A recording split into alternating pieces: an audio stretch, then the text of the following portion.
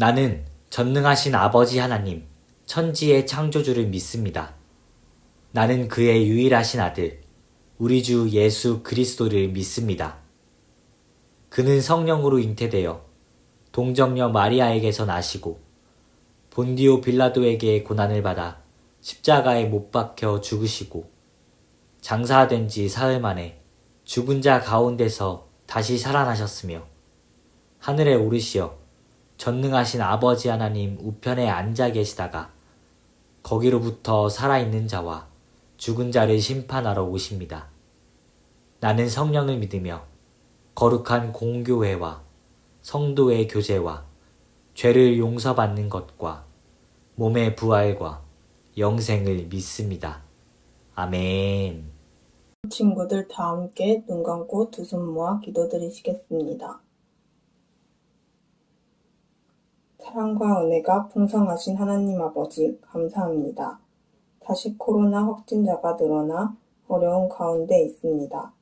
그 속에서도 은혜의 날개 아래 보호하여 주시고 인도하여 주셔서 거룩한 주일날 함께 모여 예배드릴 수 없지만 온라인 예배로 각자의 자리에서 예배드리게 하심에 감사드립니다. 힘든 상황 속에서도 각자의 자리에서 예배드리며 나아갈 수 있음이 은혜이고 감사임을 깨달을 수 있는 아동부 아이들이 될 수 있게 하여 주세요. 하나님, 일주일을 살아오며 우리가 알게 모르게 죄인의 모습으로 살아왔음을 고백합니다. 죄인의 모습으로 살아온 우리를 불쌍히 여겨주시고 우리의 지은 죄들을 고백하며 회개하며 나아가오니 깨끗이 씻어주세요. 코로나 확진자가 다시 늘어나고 있는 가운데 많은 사람들이 일상 가운데서 자유롭지 못하고 힘들고 아파하며 죽어가고 있습니다. 주님의 날개 그늘 아래에서 보호하여 주시고 지켜주셔서 하루속히 코로나로부터 자유해질 날을 기대하며 기도하며 나아갑니다.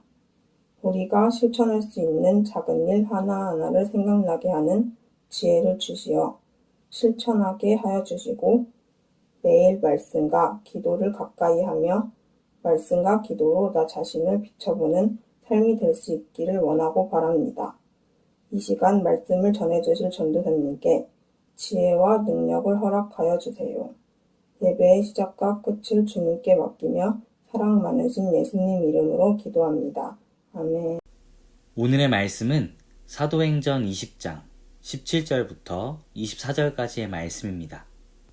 바울이 밀레도에서 사람을 에베소로 보내어 교회 장로들을 청하니 오매 그들에게 말하되 아시아에 들어온 첫날부터 지금까지 내가 항상 여러분 가운데서 어떻게 행하였는지를 여러분도 아는 바니 곧 모든 겸손과 눈물이며 유대인의 관계로 말미암아 당한 시험을 참고 주를 섬긴 것과 유익한 것은 무엇이든지 공중 앞에서나 각 집에서나 거리낌 없이 여러분에게 전하여 가르치고 유대인과 헬라인들에게 하나님께 대한 회개와 우리 주 예수 그리스도께 대한 믿음을 증언한 것이라.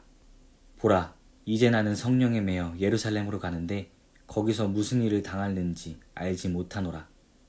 오직 성령이 각 성에서 내게 증언하여 결박과 환난이 나를 기다린다 하시나 내가 달려갈 길과 주 예수께 받은 사명 곧 하나님의 은혜의 복음을 증언하는 일을 마치려 하면은 나의 생명조차 조금도 귀한 것으로 여기지 아니하노라. 아멘. 다 함께 예수님을 닮아가는 제자 라는 제목으로 하나님의 말씀을 나누도록 하겠습니다. 친구들, 전사님이 드라마의 한 장면을 가져와 봤습니다. 함께 보도록 합시다.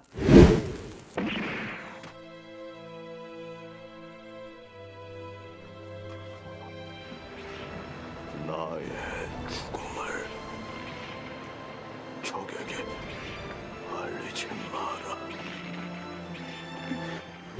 이 드라마의 주인공은 나의 죽음을 적에게 알리지 말라 라는 유언을 남기고 죽음을 맞이하게 됩니다. 친구들도 눈치챘듯이 이 말은 이순신 장군의 유언으로 유명한 말입니다. 유언은 죽음을 맞이하기 전 남기는 말이에요.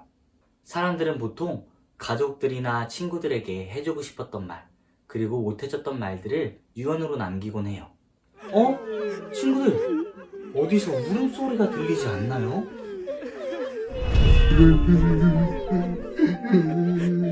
그동안 감사했습니다. 부디 몸 건강하세요. 사람들은 한 곳에 모여 크게 울고 있었습니다. 왜냐고요? 바로 마지막 설교가 될지도 모르는 바울의 설교를 들었기 때문이에요. 그들은 알고 있었어요.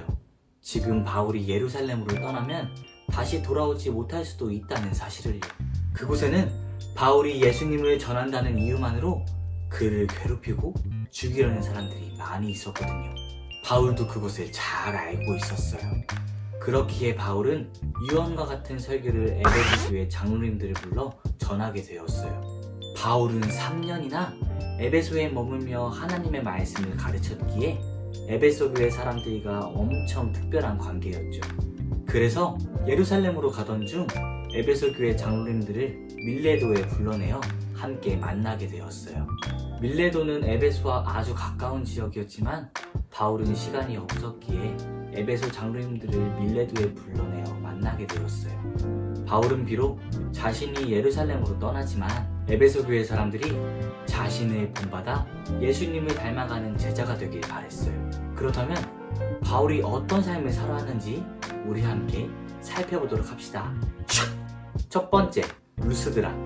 시험을 견디고 예수님을 섬겼어요. 뚜벅뚜벅. 이곳은 갈라디아의 루스드라예요. 퍽퍽. 사람들이 바울에게 돌을 던지고 있어요. 예수님을 전한다는 이유로 바울을 미워하는 사람들이 그를 죽이려 했던 거예요. 루스드라 사람들은 바울이 돌에 맞아 힘없이 쓰러지자 그가 죽은 줄 알고 성 밖으로 끌어냈어요. 바울은 열심히 예수님을 전하다가 감옥에 갇히기도 했죠. 하지만 예수님을 전하는 일은 절대 포기하지 않았어요. 예수님처럼 고난과 시험을 견디며 복음을 증거하는 일을 멈추지 않았어요. 두 번째, 에베소. 언제 어디서나 예수님을 전했어요. 이곳은 아시아의 에베소예요. 바울은 이곳에 있던 두란노 서원이라는 곳에서 사람들에게 하나님의 말씀을 매일매일 가르쳤어요. 아시아 지방의 모든 유대인과 헬라인들이 이곳에서 하나님의 말씀을 들을 수 있게 되었죠. 뿐만 아니라 바울은 밤낮을 가리지 않고 시간과 장소를 가리지 않으며 하나님의 말씀을 전했어요. 바울이 가는 곳곳마다, 그리고 바울이 걷는 곳곳마다 예수님의 이야기가 전해졌어요. 세 번째, 예루살렘. 차별하지 않고 전했어요. 지도 속 장소는 바울이 전도 여행을 떠났던 곳이에요. 바울은 이스라엘 사람들에게만 복음을 전하지 않았지요. 헬라인이든 어느 민족 사람이든 다 복음을 전했어요. 종에게도, 힘없고 가난한 사람에게도, 소외당하는 사람에게도 복음을 전했어요. 이런 바울의 모습은 차별 없이 모든 사람에게 하나님 나라의 기쁜 소식을 전하셨던 예수님과 닮았어요. 짜잔! 친구들, 이곳은 어디인가요? 바로 우리 교회 성답교회예요. 예수님을 본받은 바울이 전했던 복음이 오늘 우리에게까지 전해졌어요. 바울이 전한 복음을 통해 이곳저곳 교회가 세워지고 많은 사람들이 예수님을 믿게 되었죠. 예수님을 본받아 살아갔던 바울처럼 우리도 예수님을 닮아갑시다.